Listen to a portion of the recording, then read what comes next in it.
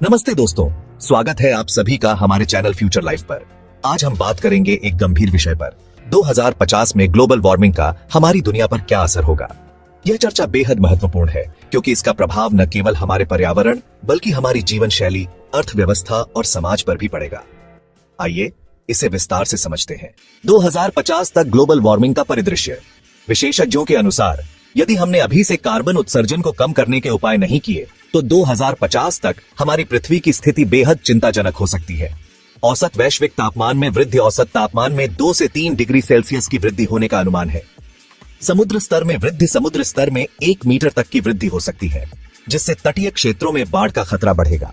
बढ़ती heat waves, अधिक तीव्र और लंबे समय तक चलने वाली हीट वेव्स इंसानों और जीव जंतुओं के लिए घातक हो सकती है।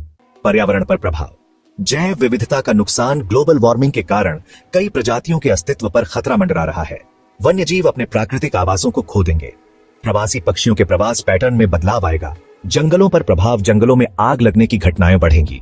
उष्णकटिबंधीय वर्षा वनों का क्षेत्रफल घट सकता है। कार्बन सिंक के रूप में उनकी क्षमता कम हो सकती है।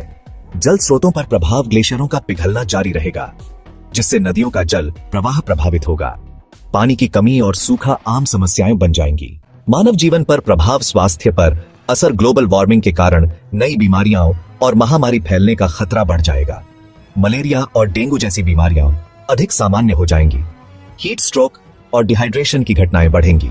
खाद्य सुरक्षा। बढ़ते तापमान के कारण फसलों की पैदावार में कमी होगी। सूखा और बाढ़ कृषि को प्रभावित करेंगे। खाद्य कीमतों में वृद्धि से भूखमरी का खतरा बढ़ेगा। आवास और विस्थापन। तटीय क्षेत्रों में बाढ़ और समुद्र स्तर में वृद्धि के कारण लाखों लोग विस्थापित होंगे। शहरी क्षेत्रों में अधिक भीड़भाड़ होगी। अर्थव्यवस्था पर प्रभाव। प्राकृतिक आपदाओं की लागत। बाढ़, तूफान और सूखे जैसी आपदाओं से आर्थिक नुकसान होगा। इंफ्रास्ट्रक्चर को नुकसान पहुंचेगा। पुनर्निर्माण पर भारी खर्च करना पड़ेगा। ऊर्जा की मांग। हीट वेव्स के कारण एयर कंडीशनिंग और कूलिंग की मांग बढ़ेगी। ऊर्जा की खपत में वृद्धि से जीवाश्म ईंधन का उपयोग बढ़ सकता है। समाधान और भविष्य की तैयारी। नवीकरणीय ऊर्जा का उपयोग। सोलर और विंड एनर्जी का अधिक से अधिक उपयोग करें। फॉसिल फ्यूल्स पर निर्भरता कम करें। कार्बन कैप्चर तकनीक। कार्बन डाइऑक्साइड को वातावरण से हटाने के लिए तकनीक विकसित की जाए। जंगलों और हरित क्षेत्रों को संरक्षित करें। स्मार्ट कृषि तकनीक। ड्रिप इरिगेशन और सटीक खेती जैसी तकनीकों का उपयोग करें। जल और उर्वरक की बर्बादी को रोकें। शहरी योजनाएं, ग्रीन बिल्डिंग्स और स्मार्ट सिटी मॉडल अपनाएं। परिवहन के हरित विकल्प जैसे इलेक्ट्रिक वाहन और सार्वजनिक परिवहन को बढ़ावा दें। 2050 में ग्लोबल वार्मिंग का प्रभाव व्यापक और गहरा होगा, लेकिन हमारे पास अभी भी समय है। यदि हम अभी कार्रवाई करें तो हम इस संकट को टाल सकते हैं। दोस्तों, आपके क्या विचार हैं? क्या आप मानते हैं कि हम मिलकर इस समस्या का समाधान कर सकते हैं? नीचे कमेंट में हमें बताएं और अगर आपको यह जानकारी उपयोगी लगी तो इसे शेयर करें और हमारे चैनल फ्यूचर लाइफ को सब्सक्राइब करना न भूलें। धन्यवाद।